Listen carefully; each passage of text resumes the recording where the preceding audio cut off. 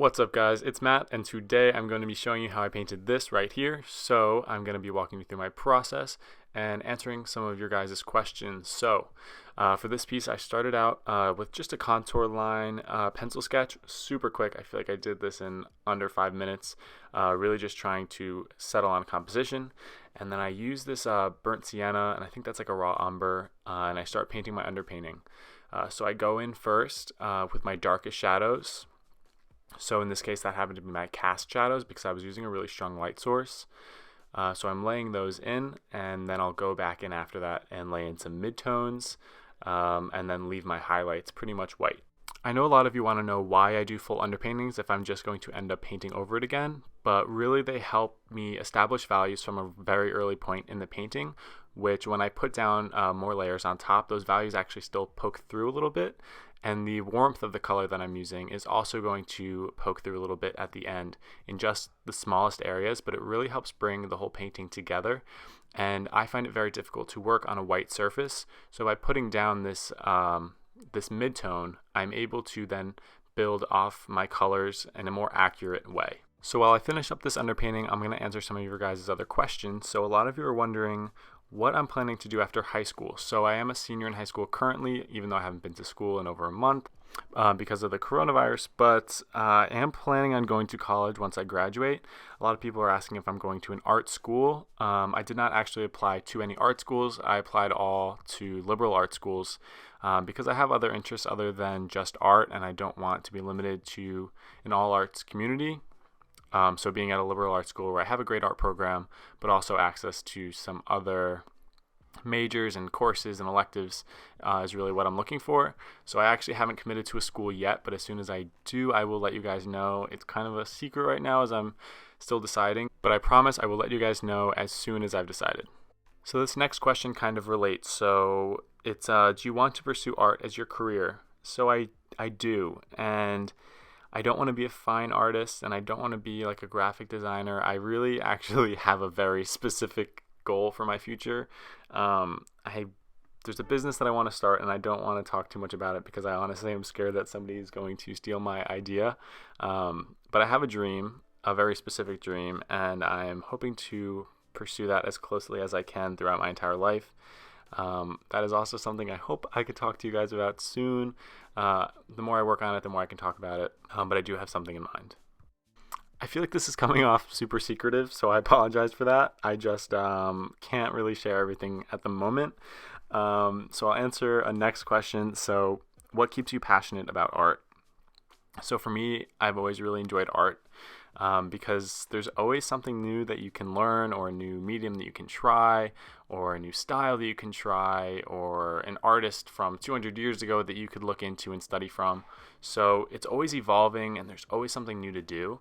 No artist has tried everything. So the more you can push yourself out of your comfort zone, the more fun that you can have, and that's really why I love doing it. Okay, so jumping back to the painting for a second, so I'm finally able to start laying down some color. So this is really a rough stage of color. I'm really just laying down some base tones, and I went ahead and started with the bananas just because they were kind of a focus of the piece, just because of how large they were and how much of the canvas they took up. So I really wanted to make sure I started with that and got them right before I went on to other things. So I started with some warm yellows. I am using LUKAS acrylic paint, by the way. I forgot to mention that. It's pretty good. It gets the job done for me, and it's not too expensive. So I'm going ahead and I'm laying in some nice saturated yellows, and for my shadows I'm trying to avoid really muted colors.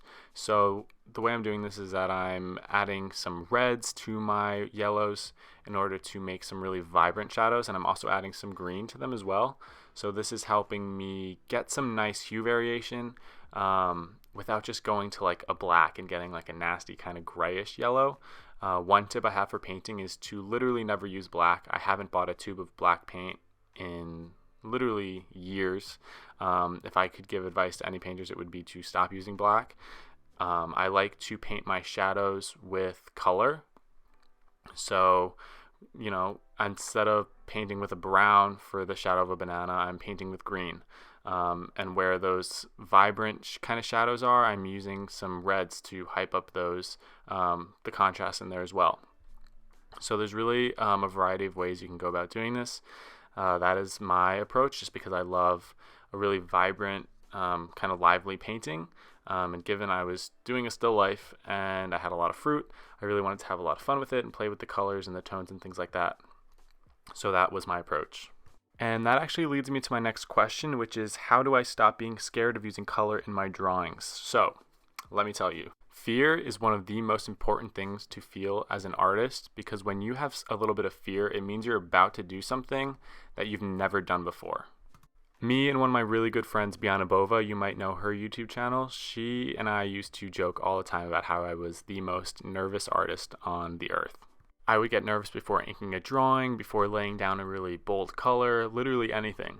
And it really was frustrating because I could never get past that mental block. And even if I went in and started doing what I wanted, I was so nervous about it that I wouldn't really go for it, and then it didn't really turn out so great. What you need to realize as an artist is that every piece that you make is really just a stepping stone to the next level that you will be achieving. So if you never take that risk, if you never take that step to try something new, to go for a crazy color, you're never going to, get past the stage you're at and be able to improve. Not to mention, art should just be fun, and using bright, crazy colors is a lot of fun. So take the risk, use some crazy colors, and have a lot of fun. And you'll really be surprised by how your mentality about your art making process changes and how much more confident you'll be in your art. So just go ahead and take the risk and just have fun with it. I feel like a motivational speaker right now. I don't really know what came over me, but let's just go to the next question. So how old were you when you started getting really into drawing? So I literally have been drawing since I was born. I swear there's pictures of me. I think I've talked about this in a video. Pictures of me drawing in my mom's office with all the computer paper just spread all around me and a box of crayons. So it's something I've always done and something I've always loved. And then I would say in about 4th or 5th grade, that's when I really started to watch YouTube videos and want to improve my art. I know that sounds so young, but I really got into it at a young age, and I'm really lucky for that. Okay, I do feel like I ignored the painting for a second there, so let's just focus on that. So I did the cherry tomatoes, so I used some reds, I used some oranges, I used a little bit of a purpley shadow color, and honestly you can't really tell on the camera, but I did mix a little bit more of like a bluish color for the shadow on the cherry tomatoes, and then on the lemon, some vibrant yellows, some more orangey tones, and some green tones as well. And I made sure to make the colors a lot more vibrant than they were on the banana, because lemons typically have a lot more saturation to them. And for the orange, I kept that pretty simple, just a pretty basic orange for most of it, and then some yellowy colors as you get closer to the top at the highlights. A little bit of red down in the shadow, and then kind of like an icky kind of brownish green for the shadow. I don't know, like it wasn't that good of an orange. It was a little old. So, and this is a fun part. So I'm gonna start laying in my shadows, and I don't know. It's just really satisfying, I feel like. But I'm using kind of like a purpley muted color. Purple. I chose purple because I had a lot of yellow, a lot of orange in this piece. So I really knew that purple would really contrast with those tones, especially as a shadow color being right next to it. So I threw that down, and then I ended up putting some blue in there as well. But yeah, that's it. Okay, next question. I really like this one. It is, what is your favorite thing to snack on while you work on long pieces? So I really cannot do work unless I have something I can chew on, or I don't know, I need to eat. So usually I just go for like a chip or like a goldfish, because I can put them in a bowl and I can put a lot of them in there and I could just keep reaching in the bowl and eating them. So that's like a pretty easy one, nothing too crazy, because it kind of has to be mindless, I have to be able to just pick it up and eat it and not think about it. So yeah, I don't know, I like all kinds of chips. Okay, next question is asking for some advice for people that suck at sketching but really love art. Okay, so here are my thoughts about this. If you really love art, you should just do it because you love it. If you think you suck at sketching, which you probably don't, it's really just because you haven't put all the hours in yet. So every time you pick up your pencil, every time you fill a sketchbook page, every time you do a new piece, you will get better at art. And every time you do any of those things, you should have fun doing it if you love art. So I wouldn't let thinking you're not good at art stop you from doing it if it's what you love to do. I think the beginning stages, like being a beginner artist, is so exciting. And of course, it can be very frustrating, but it's really so exciting because the things that you are drawing are really going to end up defining how your style grows and how you grow as an artist. And it's really hard to see that, I know, when you're young and you're frustrated trying to draw something and it's not turning out the way you want. But I promise you, just stick through it and keep going. It is frustrating, trust me, I know. I've been there. Every artist has been there. But push through. It's really a great time to be an artist as a beginner. And just to hop back to the painting for a second, so I'm finally pushing back that bright white canvas with this kind of like a pinkish gray. I thought that was kind of a suitable color to not be too in your face with all the other colors I had going on, but still be lively without being too much. So I laid that down once I had my cast shadows down. Looking back, I should have done it the other way around because I had to then go back and fix the shadows up a little bit around the edges. But that's okay, we all make mistakes. Okay, the next question, which I got a lot, was about art block. I was actually surprised how many of you were curious about this. To be honest, it has not been something I've been struggling with recently, but when I was younger, it used to happen to me more frequently. So I think in recent years, I've really been better about my mindset when it comes to art. So I try not to take myself too seriously anymore. When I used to get art block, I really think it was because I was putting so much pressure on every piece of art that I wanted to make. So I felt like everything had to be perfect and well thought out and like just a brilliant piece that people would have such a great reaction to. So when you're not feeling very creative and those thoughts kind of take over, it's really difficult to want to pick up your pencil because you know what you're going to make isn't going to make you that satisfied. However, what I learned is that during a creative block is actually when you can kind of find a different part of yourself or kind of tap into a different style that you've never had before. So you have a creative block, you don't want to do the art that you usually do. What better time than to try something totally different? So I think the most important step of this is to just set your expectations for yourself so low. Do not put any pressure on the art that you're going to make and just have fun with it. Tell yourself that you're not going to share this art with anybody and it's just for you. You can keep it hidden in a sketchbook. You don't even have to look at it ever again if you don't want to. But the most important thing is that you're just picking up a pencil and you're trying to create something. So if you're a perfectionist that loves fine details, I would recommend getting the biggest, like fattest chisel nib marker that you can find and the biggest piece of paper, going outside and just scribbling landscapes and just having fun with it. Or if you're somebody that always draws on white sketchbook paper, why not find some magazines and tape them into your sketchbook and then draw on top of that super loosely. Again, just having fun.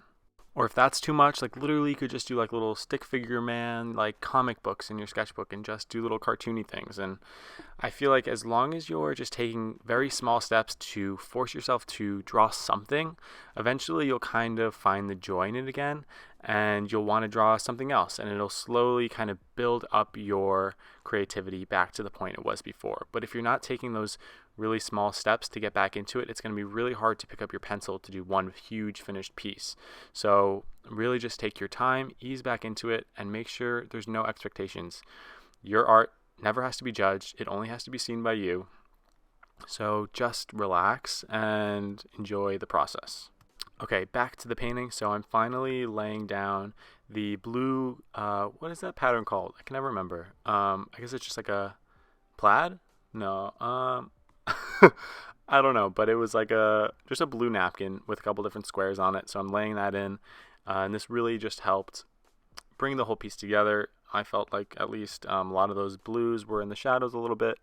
So knocking back these brown tones and then knocking back the white eventually kind of brings the whole piece together. And I was finally done with my base coat. Okay, back to some questions. So I actually got this question a couple times, but guacamole or salsa? When I was a kid, it used to be salsa. I used to go crazy for salsa, but it's definitely guacamole now. I eat avocados literally almost every day. Sometimes I make my own guac. Sometimes I buy it from Stop and Shop. Whatever works. Any guac is good guac. Okay, next question is how to break the fear of trying new things in art, like different mediums and techniques. So this question actually kind of made me sad because one of my favorite things about art is that you can always try something new, whether it is a medium or a technique or a new artist to inspire a different style, whatever it is. So for me, and maybe this is something that I've grown into, but these things are what's exciting about art. It's what makes art fun. So I feel like as best you can, changing your mentality about fear, like, is it really fear or is it excitement? Like, should I be excited to try watercolor for the first time? And like the answer is yes. Like, you're finally able to do something different. It's like going to a new country and experiencing a new culture. It's trying something new for the first time. Like, that is so exciting. Like, there's so much potential in there for growth, for development, for having fun.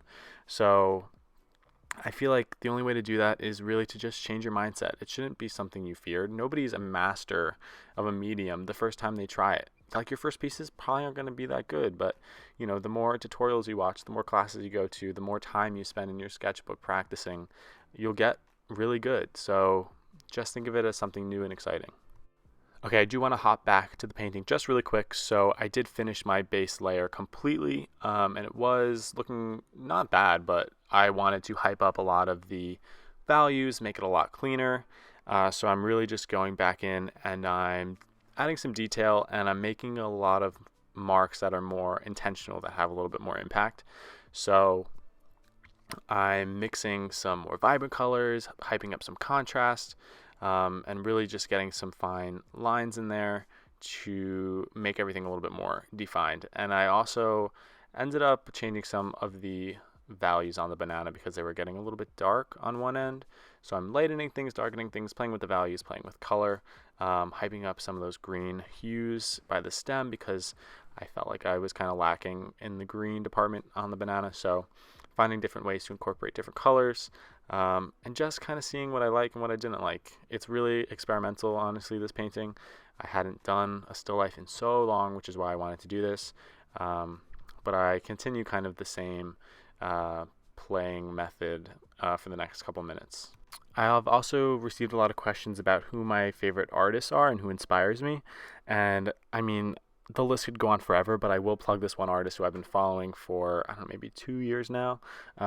His work has always amazed me, and I never get bored of seeing what he posts. I actually found him on Instagram. So he goes by an art name of Aries, and I definitely don't feel like I'm saying it right, but it's Aryz. His real name, which I recently found, is, and don't hate me because I'm definitely going to butcher this, but it's his real name is Octavi Sera Arrizabalaga. So I have been taking Spanish for a couple years, so hopefully my accent was half decent. I really am sorry because I don't think I said it right still, but his work is really something different. It's his colors have really inspired me. It'll probably be very obvious the second you go on his Instagram. The way he captures the human form is really interesting and captivating. The way he uses shape, the way he uses line. Oh my, it's actually unreal. Like, I look at his work and I'm actually stunned. So please go check him out. Also, can we just appreciate how satisfying these yellow lines are right now? So that's the best it's going to get, this whole time lapse. I promise. But basically I mixed this kind of soft yellow. It has a nice vibrancy to it, but it's not too much in your face. So I just use that to put a really nice strong highlight on the highest part of the bananas, and that really helped pull them together. Gave it a real sense of cleanness that I was looking for, so that worked pretty well. I was excited about that. Another question I got that I loved was, what is your favorite color to use as a wash or like a base layer? So if you guys don't know, a lot of times when I'm painting, which I kind of did here with the underpainting that I did, but I almost always start a painting with a complete wash of one color. So that just helps me build up values later on, and it gives everything a unifying feeling at the end. So I think for a while I was really hooked on like orange and like yellow underpaintings. Because I just felt like it gave it a really nice warm feeling at the end of every piece. But most often I tend to choose the color that's most frequent in the reference that I'm using. So like I've used blues, I've used greens, yellows, reds, whatever it is. I kind of like to analyze the piece a little bit first and kind of identify what the best color would be to bring the whole piece together at the very end. Okay, I feel like maybe let's do a couple really quick questions. So, can I do a cartwheel? No, I cannot. It's kind of sad. Can you do watercolor? I can do watercolor. I do not like doing watercolor. I feel like out of all the paint mediums, watercolor is probably my least favorite, which I feel like is definitely an unpopular opinion, but I really don't like it. I never liked it when I was little, even though I used it all the time. But I still don't like it now, so I don't use it anymore. What fun art practices can you do during quarantine? So I would recommend drawing your family members, like making them pose for you and doing some like figure drawings, like live. If you have a big piece of paper, I'd recommend using that. But it's kind of a really good time because nobody has anything really to do. So you can just force your family to sit down for a while and draw them. Figure drawing is really important for getting good at drawing. Favorite singer? So right now my favorite band is Peachtree Rascals. If you know my Instagram, which is just my name, Matthew Sorgi, I just did a little drawing of them because of the bomb. I like Mango, Things Won't Go My Way, Mariposa. There's a lot of really good songs. Definitely check them out. Do I do any photography work? No, I don't. I don't like photography. Actually, no. Okay, I'm not good at it. I don't know how to use a camera properly, and I really just never sat down and put in the time to learn. I appreciate photography, and I love seeing people's photographs, like especially YouTubers that like walk around in the cities and then they take photos and then they put them on a screen. I really like all that. It's just not something I'm good at. And going back to the painting, so I rendered all my little cherry tomatoes. I ended up putting some blue reflective shadows and also some purpley reflective shadows to kind of match the tones in the, like the table that they're sitting on. And that just helps to really integrate them into the piece so they don't just look like they're just randomly placed there. So now they really look like they belong there. And then I do the same thing on the lemon. I just did it. I put that kind of like pinkish reflective shadow. I also went back and added a little bit more highlights. I added some texture and I brightened it up, cleaned it up a little bit.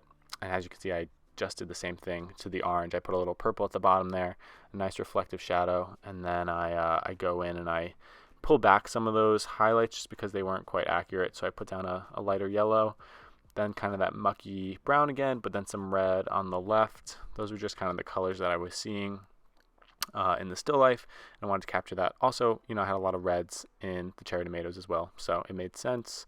Okay, I like this next question. So, is there any footage of you when you had the buzzed haircut, like when you cut it? So, I do actually. I'm gonna insert it right now. There it is. Yeah, so I had hair and then I didn't, so that was good. I don't regret it. I feel like a lot of people end up regretting it. It was fine. It's already pretty much grown back. I was growing it out and then I gave up, so yeah, that's kind of the end of that.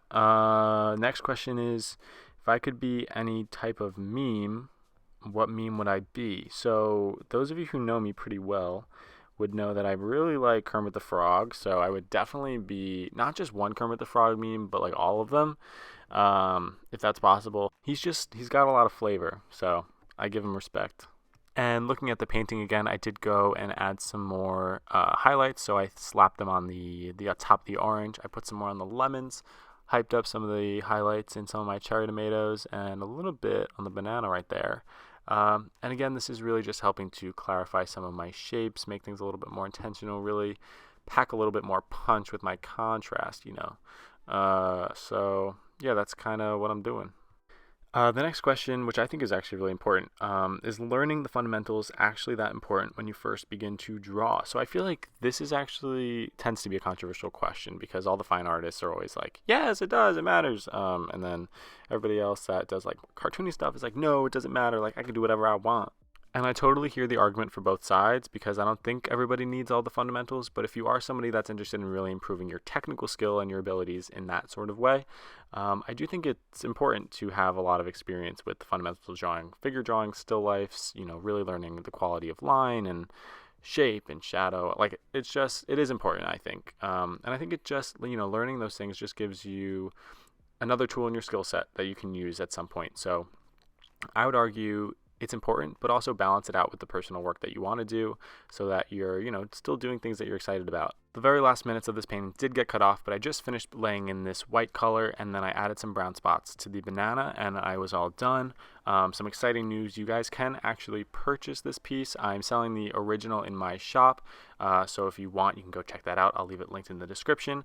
Also check out the studio. It was really nice looking, all the paint palettes and everything. So hopefully you guys like this piece. You can follow me on Instagram. You can subscribe, whatever you want to do. Let me know what you think. And I hope to see you guys soon. I'm trying to post once a week, so let's see if I can keep up. See ya.